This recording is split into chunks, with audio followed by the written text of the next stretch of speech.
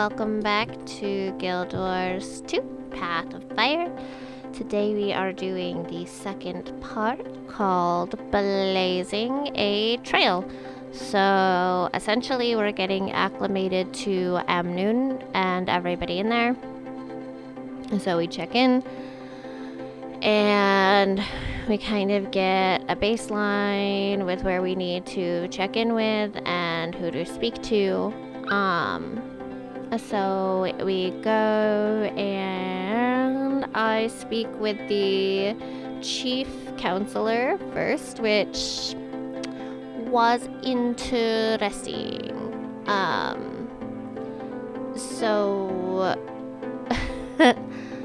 And speaking with the chief counselor first, I think probably influenced what happened to the second person I visited, but that's okay. So essentially, they are in a little bit of a pickle because we have all of Balthazar's forces that we're contending with and the refugees and everything like that. But we have essentially two other factions outside of Amnoon that Amnoon is currently not connected with. There's the Awakened, who is led by a powerful necromancer, and there are the Sunspears, who worship another deity, Cormier. So we had to choose. Do we align with Joko? Do we align with the Sunspears? Do we stay independent?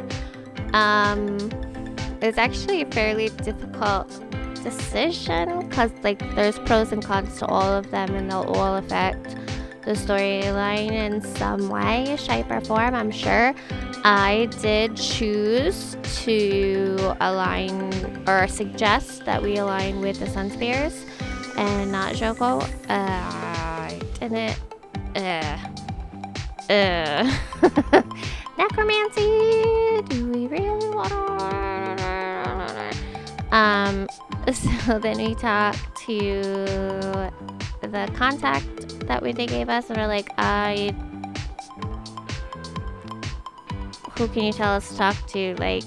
I need to know everything that goes on. I need to find Balthazar. And he's like, well, go talk to the old Zalambar. He is in charge of the casino and essentially all the sketchy shit that goes on in the city. So we go and talk to him, and while we are talking and conversing with him, a member of Joka's army leadership shows up and is like, excuse me, the city really chose to align themselves with the Sunspears, and Zalabar's like, I wasn't there for that decision, you can't put that on me. So that turns into a battle royale. So I don't know if we had talked to Zalambar first and then the chief council, if that would have changed it, or if that would have influenced us at all in making that decision. So I don't know, because obviously the way it was set up, it was just talk to these three people. It wasn't talk to this person, then talk to this person, then talk to this person. So probably choose a different order and see if things pan out differently. This was a pretty big fight, to be honest. Way bigger than I was initially anticipating. I was anticipating just beating up that one dude and then a handful of his lackeys or whatever, because he'd bail out, because why wouldn't he bail out? And it turned into almost 20 people to fight. It was pretty ridiculous, to be honest with you. So essentially we're like, haha, we saved your casino, you owe us one. Suck it. This is essentially the conversation there. It's yeah, you owe us. Thanks. You need to find Balthazar now. You need to know what you need to let me know what you hear. Then we go to the refugee camp, and we're like, okay, what's going on in the world? Have we heard anything about Balthazar? Can I talk to the refugees? And he's like, they are freaking traumatized. Like, good freaking luck talking to them. Like, maybe help them out first? I don't know. So then you have to give them supplies and clean out their tents, because there's sand eels, and these interesting little, I don't even know what they're called, things in the tents that we have to clear out. And it was not a very difficult thing at all. It was just do another heart, complete the heart, prove to the refugees that you care about them. So that's always fun. That's always fun. Oh yeah, we had to beat up Balthazar supporters. Or zealots. Not really supporters. Zealots. People that have gone way too far into the deep end. Yes, little cactusy dude. I don't know. They're just hiding in some of the tents. They're just hiding in some of the tents.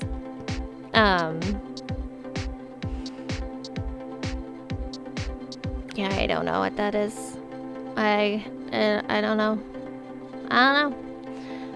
So then we can talk to some of the refugees, and we get a pretty interesting story, actually, that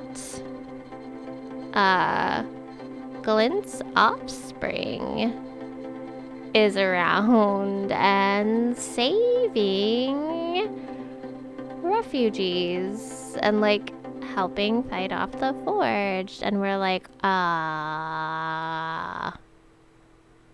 Aurene has a big brother, Blast. I think they called him Blast. And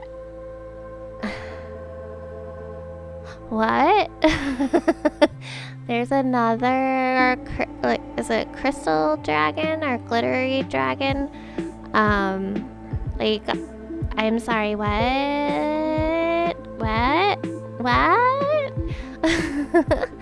So after we learn all of that information and the refugees and everything, we have to find a high point to talk to Timey, see if we can get in contact with her. I initially tried this one little mountainous area outside this little farmland. I couldn't really figure out how to navigate up to where I was supposed to try and contact Timey. And anytime I got anywhere near where I could potentially jump up there, there was just so many sand eels and the little things that the sand eels create. So I was like, I'm just gonna go to the other side of the map and see if I can contact Timey on that side, because they gave you 2 locations. So I think you probably could have done it on either side. It probably was 2, so that way if you couldn't get up to one, or if you were on the other side of the map, if you had done things in a different order, you could do it that way. I could not get up there, so I just decided to go to the other side, because I could, and I wasn't messing with it. I messed with it for way too long, to be totally honest with you. I was done. So yeah, no, like I said, I tried hard to get up there, and then eventually I was just like, and we done. Not doing it. Goodbye, sayonara. And so I went back into the little town, tried to navigate my way through. Turns out part of Amnoon is completely, like, destroyed. Like, a sandstorm blew in and is, like, part of the town is just completely buried under sand. So that was a fun fact to learn, because I wasn't expecting Amnoon to be covered in sand. Like, obviously it's a desert, so there would be sand, but I wasn't expecting, like, a huge, just, like, destroyed section. Like, and you could hear people talking about it and stuff as you do it, but, like, I was not expecting this nonsense. Again, it was a bit of a pain to get up there, but we got up there, and then there was all the sand eels, and we had to defeat all the sand eels again. And There was so many things to meet up. Then we contacted Timey and we talked to her about, you know how we found out Aureen has, a brother, and then Zalambar talks to us, or sends us a message and is like, oh hey, come on over. So we go back and we talk to him with Ritlock and Casimir, and then Canuck shows up and we're like, oh hey Canuck, what are you doing here? And he's like, I was on vacation, but now I'm not. So now we have Canuck too. So that'll be fun. So we've got three of our peeps. Timey is sort of here. She's trying to get Scruffy situated so she can join us. So hopefully she does eventually. I don't know what's gonna happen with Rox and Bram. I don't know what's gonna happen with Marjorie. What was Marjorie doing? Do we know what was Marjorie doing? So anyways, Zalambar gives us our next little thing we can do, and we kind of decide what everybody's gonna do and how we split up, and Canuck and Ritlock are gonna go off together. Casimir is... Was Casimir coming with us? I don't remember. Okay, but that's it for this one. So thank you guys so much for watching, and I'll see you in the next one. Bye guys.